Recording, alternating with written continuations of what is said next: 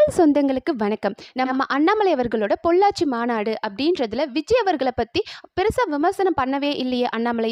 ஏன் விஜய் அவர்கள் கூட இணக்கமா போகணும் அப்படின்னு அண்ணாமலை நினைக்கிறாருன்ற மாதிரி அவர் மேல தொடர்ந்து பல விமர்சனங்கள் வந்துட்டு இருக்கு. ஆனா அது மட்டும் இல்லாம மாணவ பத்திரிகையாளர் பயிற்சி கூட்டம் அப்படின்றத விகடன் சார்பா ஒன்று நடத்தியிருக்காங்க. அதுல பல கேள்விகள். சார், நீங்க பிஜேபியோட பின்புலத்திலால அரசியலுக்கு வந்திருக்கீங்க அப்படின்னு ஒரு சிலர் கேட்டிருக்காங்க. ஒரு சிலர் இருந்துட்டு, சார் நீங்க உங்களோட அரசியல் பாணி அப்படின்றது உங்க கூட்டணி கட்சியில இருந்தவங்களுக்கே பிடிக்கலையே, அதற்கு காரணம் என்ன அப்படின்ற மாதிரியும், இப்போ இடைத்தேர்தல் வரப்போகுது, இதுல சட்டமன்ற இடைத்தேர்தலில் நீங்க வேட்பாளராக யாராவது நிறுத்துவீங்களா இல்ல ஆதரவு கொடுப்பீங்களா அப்படின்ற பல கேள்விகள் கேட்கப்பட்டிருக்கு. இதற்கு அவரோட அந்த பண்பான ஸ்டைல்லே ஒரு பதில் சொல்லியிருக்க. அது என்ன அப்படின்றதான் இன்னைக்கு வீடியோல பார்க்க போறோம். அந்த மனுஷன் பொள்ளாச்சியில் ஒரு மாநாடு முடிச்சிட்டார். சூப்பராக நடந்தது. பெரிய ஒரு கூட்டம், அமைதியாக அவரோட பேச்சை கேட்டு அவரோட பேச்சை மதித்து அவர் தொடர்ற ஒரு கூட்டத்தை நம்ம பார்த்துருப்போம். பெரிய பேனரு, ஃப்ளெக்ஸு, அவரோட ஃபோட்டோ அப்படின்றதெல்லாம் எதுவுமே அங்கே இல்லை. ரொம்ப டீசெண்டாக அந்த கூட்டம் முடிஞ்சுது. ஆனால் இப்போ பலருக்கும் அது பெரிய பெரிய விமர்சனங்களை ஏற்படுத்தியிருக்கு. என்ன அப்படின்னா, அவர் என்னங்க விஜய்க்கு சப்போர்ட் பண்ணி பேசுகிறாரு. இப்போ அவர்கள் முதலமைச்சர் ஆயிட்டாரு, 2 மாதம் கடந்து போயிடுச்சு. ஆனால் இன்னும் அவங்க தவறு பண்ணாங்கன்னா அவங்கள கையை பிடிச்சி தூக்கணும் அப்படின்றாரு. அவங்கள இப்போ விமர்சிக்க வேண்டாம், இன்னும் டைம் கொடுக்கணும்ன்றாரு. எவ்வளவோ தவறுகள் நடந்திருக்கு, அதெல்லாம் அவர் பேசவே மாட்டாரா? ஒருவேளை விஜய் அவர்கள் கூட இணக்கமா போனா தனக்கு லாபம் இருக்கும் அப்படின்றதுக்காக அண்ணாமலை இதை பண்றாரான்ற மாதிரி அவர் மேல நிறைய விமர்சனங்கள் தொடர்ந்து அவரை ஒரு குற்றவாளி மாதிரியே பார்க்கணுன்றதுக்காக இந்த மாதிரி விமர்சனங்கள் வந்துகிட்டே இருக்கு. ஆனால் அதற்கு சிம்பிளா அவர் அன்னைக்கே ஒரு பதில் சொல்லிட்டார். என்ன அப்படின்னா, இப்போ அவங்க வந்திருக்காங்க, நமக்கு என்ன ஒரு பிரச்சனை இருக்கோ அப்படின்றத நம்ம கோரிக்கையா சொல்லுவோம். இப்போ அவர் வரும்போது என்ன சொன்னாரு? 717 டாஸ்மார்க்கை நான் மூடுவேன் அப்படின்னார். அதாவது கோவிலோ இல்ல ஸ்கூல்ஸோ இல்லைனா பஸ் ஸ்டாண்ட், இது பக்கத்தில் ஒரு 500 மீட்டர் பக்கத்தில் இருக்கிற டாஸ்மார்க்கை மூடுவோம் அப்படின்னு சொன்னார். பட் இன்னும் நிறைய டாஸ்மார்க்கள் செயல்படுது அப்படின்றத அண்ணாமலை அவர்கள் சொல்லிட்டு, அப்படி மூடாத டாஸ்மார்க்குகளை மூடுங்க அப்படின்னு நம்ம ஒரு கோரிக்கை வைப்போம். நம்ம எடுத்ததுமே அடாவடியா இப்போ நீ பண்றியா, இல்லை இன்னைக்கே நான் போராட்டம் பண்ணுவேன், இல்லை இன்னைக்கே நான் உன்னை பத்தி தப்பு தப்பா ட்வீட் போடுவேன் அப்படின்ற மாதிரி இல்லாம நம்ம முதல்ல சொல்லுவோம், கோரிக்கை வைப்போம். அதுக்கப்புறமா நடக்கலன்னா நம்ம அடுத்த ஸ்டெப் எடுப்போம் அப்படின்றத அவர் அன்னைக்கே சொன்னார். இப்பவும் அதை பத்தி பேசிட்டு தானே இருக்காரு. ஒரு தவறு நடக்குது அப்படின்னா அந்த மனுஷன் என்னைக்கு அதை கிராஸ் பண்ணி போனாரு? இப்ப விஜய் அவர்கள் பர்த்டேக்கு தாவேக்காவை சேர்ந்த பலரும் போய் ஸ்கூல்ல போய் குழந்தைங்களுக்கு அங்க போய் விஜயோட போட்டோ வைக்கிறதாகட்டும், இல்ல அவரோட துதிப்பாடுங்க அப்படின்னு சொல்றதாகட்டும், இந்த மாதிரி தவறுகள் நடக்கும்போது அண்ணாமலை அவர்கள் கேட்டாரு, இதெல்லாம் தப்பு, ஸ்கூல்ஸ்ல போய் நீங்க ஏன் இந்த மாதிரிலாம் பண்றீங்க அப்படின்னு தப்பு நடக்கும்போது கேட்கதான் செய்ய முடியும். ஆனால் எடுத்த உடனே ஒரு அரசனை குறை சொல்லணும், அவன் வந்த உடனே அவனை அடிக்கணும் அப்படின்றதுக்காக அடிக்க ஆரம்பிச்சா என்ன ஆகும் அப்படின்னா, தாவேக்கா இன்னைக்கு வந்துருச்சுன்றது திராவிட கட்சிகளுக்கு கோபம் இருக்கு. அதனால அவங்க என்ன பண்றாங்கன்னா, எடுத்த எல்லாத்துக்கும் விமர்சனம். என்ன ஒரு சின்ன பிரச்சனையா இருந்தாலும் அது பெருசா புதகரமாக்கி எப்ப பாரு அவங்கள தப்பு சொல்லிட்டே இருக்காங்க. ஒரு கட்டத்துல எல்லாருக்கும் எப்படி ஆயிடுச்சு அப்படின்னா, ஸ்டாலின் அவர்கள் கல்யாண வீடு கருமாரி வீடுன்னு எதுவுமே இல்லை, எங்க போனாலும் ஒப்பாரி வைப்பாரு, தாவேக்கா தாவேக்கா தாவேக்கா இதை பத்தி தான் பேசுவாரு அப்படின்னு மக்கள் மைண்ட்ல அது ஃபிக்ஸ் ஆயிடுச்சு. இப்படி தொடர் குற்றச்சாட்டு மட்டுமே நீங்க வச்சிட்டு இருக்கீங்க அப்படின்னா, நாளைக்கு ஒரு நல்ல விஷயத்துக்கு நீங்க குரல் கொடுத்தா கூட, அட இவங்களுக்கு வேற வேலையே இல்லப்பா, தாவேக்கா அரசை தப்பு சொல்லணும், அதுக்காக என்ன வேணாலும் பேசுவாங்க அப்படின்னு மக்கள் உங்களை நினைக்க ஆரம்பிச்சிருவாங்க. ஸோ முதல்ல நம்ம எதுக்கு பேசணும், எதுக்கு குரல் கொடுக்கணும், நான் எல்லாத்துக்கும் போய் விமர்சனம் வைக்கணும், எல்லாத்துக்கும் நான் குற்றச்சாட்டு வைக்கணும் அப்படின்றத தாண்டி நான் ஒரு ஹெல்தியான பொலிட்டிக்ஸ் கொண்டு போகணும் அப்படின்னு அண்ணாமலை அவர்கள் நினைக்கிறாரு. ஒரு தப்பு நடக்குதுன்னு போது சுட்டி காட்டலாம், அதுக்கப்புறமும் தொடர்ந்து அந்த தவறு நடந்துச்சுன்னா அதுக்கப்புறம் தான் நம்ம ஸ்டெப் எடுக்க முடியும் அப்படின்றார். இதுல என்ன தவறு இருக்கு? இது அடுத்தது பார்த்தோம் அப்படின்னா, மாணவ பத்திரிகையாளர் பயிற்சி கூட்டம் அப்படின்றது ஒன்று நடந்தது விகடன் சார்பா. அண்ட் இதுல பல கேள்விகள் கேட்கப்பட்டது. என்ன அப்படின்னா, சட்டமன்ற இடைத்தேர்தல் வருதே, அதுல நீங்க யாராவது வேட்பாளராக நிறுத்துவீங்களா இல்ல உங்க சப்போர்ட் கொடுப்பீங்களா அப்படின்னு கேட்டிருக்காங்க. பட் அதற்கு அண்ணாமலை அவர்களோட பதில் என்ன அப்படின்னு பார்த்தோம்னா, இப்போ நம்ம ஒரு கட்சி ஆரம்பிக்கல, இயக்கம் தான் ஆரம்பிச்சிருக்கோம். நம்ம இயக்கத்துல இன்னும் பயிற்சி நிறைய தேவைப்படுது. எடுத்ததுமே நான் அரசியல்வாதி ஆயிருவேன், எடுத்ததுமே சிஎம் ஆயிருவேன், மினிஸ்டர் ஆயிருவேன் அப்படியெல்லாம் நம்ம இதுல பண்ண முடியாது.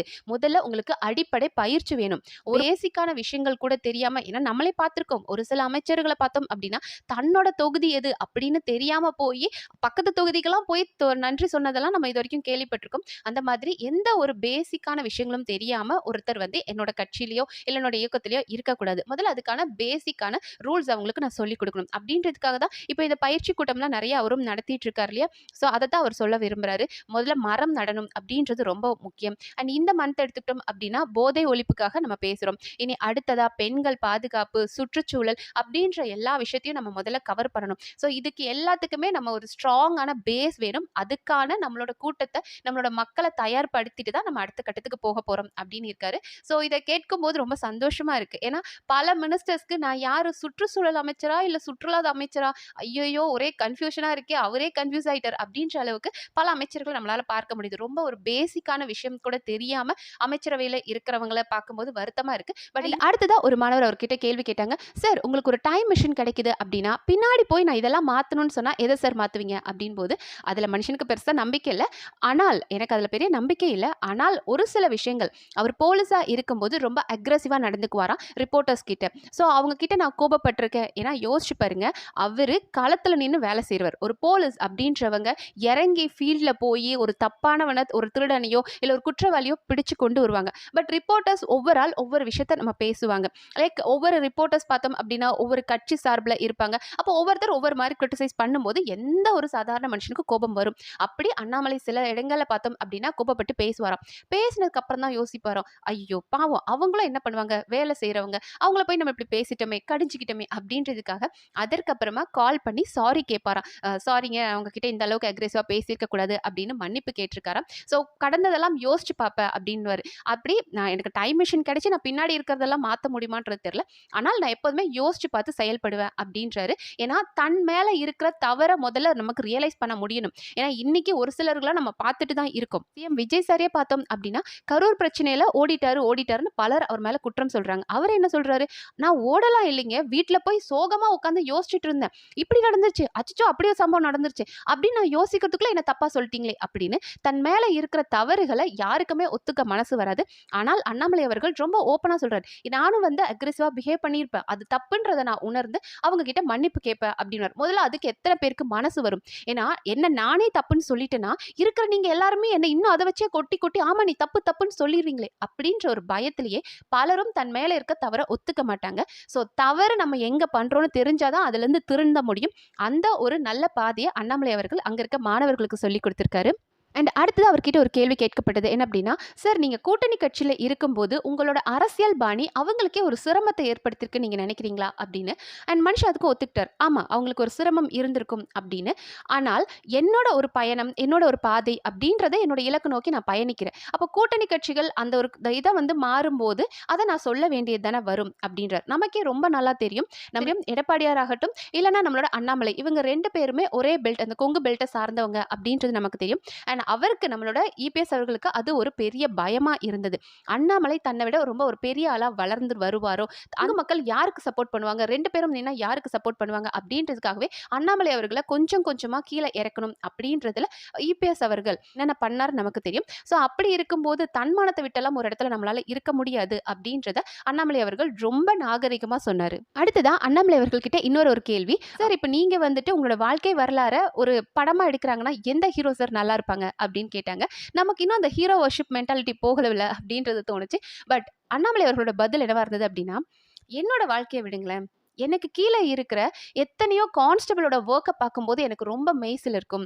ஏன்னா அவர் டிசிபியா இருக்கும்போது ரோல் கால் அப்படின்றது நடத்துவாங்களாம். அண்ட் இவர் வந்து அதில் பார்ப்பாராம். அப்போ நிறைய பேர் வந்து பார்த்தோம் அப்படின்னா அப்போ நிறைய கான்ஸ்டபிள்லாம் பார்த்தோம் அப்படின்னா ரொம்ப தூரத்துலேருந்து 2 ஹார்ஸ் 3 ஹார்ஸ்லாம் ட்ராவல் பண்ணி அங்கே வந்திருப்பாங்களாம். இவர் எடுத்தமே நீங்கள் எந்த ஊர்லேருந்து வந்திருக்கீங்க அப்படின்னு கேட்கும்போது ஒரு 2 ஹார்ஸ்லாம் தாண்டி போகிற மாதிரி ஒரு ஊர் சொல்லும்போது, எதுக்கு சார் நீங்கள் சிட்டிக்குள்ளே இல்லாமல் அவ்வளோ வெளியே போயிருக்கீங்க அப்படின்னு கேட்பாராம். அப்போ அவங்க சொல்லுவாங்களாம், இல்லை சார் சிட்டிக்குள்ளே அப்படின்னா நமக்கு ரொம்ப ரெண்ட் ஜாஸ்தியாக இருக்கும், நம்ம வாங்குற சேலரியே இவ்வளோ தான், அதில் ரெண்ட்டுக்கே இவ்வளோ கொடுக்க முடியுமா சார் அப்படின்னு கேட்பாங்களாம். அப்போது அந்த மனுஷங்க அவங்க நினச்சாங்கன்னா இப்போ போலீஸ் நமக்கு தெரியும் லஞ்சம் வாங்குவாங்க, அப்படி ஒரு வாழ்க்கையை நடத்தலாம். ஆனால் ஒரு சிலர் ரொம்ப நேர்மையா இதுக்காக ஒரு நாளைக்கு 4 மணி நேரம் டிராவல் பண்ணிட்டு வந்துட்டு போயிட்டு இருந்தாலும் பரவாயில்லன்னு சொல்லி அவங்க கஷ்டப்படுற வாழ்க்கையை பார்க்கும்போது இவங்க தானே ரியல் ஹீரோ அப்படின்னு எனக்கு தோணும். ஸோ நீங்க யாரையாவது வச்சு அப்படிலாம் டாக்குமெண்ட் பண்ணணும்னு நினைச்சீங்கன்னா இவங்களோட வாழ்க்கைகள் எல்லாம் வச்சு பண்ணுங்க அப்படின்னாரு. ஸோ இந்த விஷயத்துல வந்து எதுக்கு இந்த கான்ஸ்டபிளை பத்தி பேசுறாரு அப்படின்ற மாதிரி தோணலாம். ஆனால் யோசிச்சு பார்த்தோம் அப்படின்னா எப்போதுமே நமக்கு நம்மளை விட மேல இருக்கிறவங்களை பார்த்து ஐயோ என்னங்க இவங்க 2 வருஷத்துல இப்பதாங்க அரசியலுக்கு வந்தாங்க, 2 வருஷத்துல சிஎம் ஆயிட்டாங்க அப்படின்னு ஒருத்தரை பார்த்து சும்மா ஏங்கிக்கிட்டே உட்கார்ந்துருந்தா வேலை நடக்காது. நம்மளை விட கீழே இருக்கிறவனை பார்த்து அவன் இவ்வளவு கஷ்டத்துல இருக்கானா, அவனை நான் கையை பிடிச்சு தூக்கணும் அப்படின்ற மனநிலை எத்தனை பேருக்கு வரும்? அந்த மனநிலையை தலைவர் அண்ணாமலை கிட்ட நான் பார்த்தேன். ஏன்னா தன்னை விட ஒரு கீழே இருக்கிறவனை பார்க்கும்போது அவனை இவ்வளவு கஷ்டப்படுறானா, அவனோட கஷ்டத்தை தான் ஒரு புத்தகமா எழுதணும் அப்படின்றதுக்காக ஸ்டெப்பிங் பியாண்ட் காக்கி அப்படின்ற ஒரு புக் எழுதி இவ்வளோ கஷ்டங்கள் இருக்குது, தன்னோட ஃபீல்டில் என்னென்ன கஷ்டங்கள் இருக்குது அப்படின்றத அவர் பார்த்துருக்கார். அதே மாதிரி நாளைக்கு அவர் நம்ம தலைவராக வரும்போது மக்களுக்கு எவ்வளோ பிரச்சனைகள் இருக்குது அப்படின்ற ஒரு சொல்யூஷனும் சொல்கிற ஒரு நல்ல தலைவராக அவர் வந்து அவரோட கான்ஸ்டபிள் பற்றி தான் சொன்னார். பட் என்னால் வந்து அவர் மக்கள் கூட எப்படி அவர் கனெக்ட் ஆவார் அப்படின்றத என்னால் ரிலேட் பண்ணி பார்க்க முடியுது.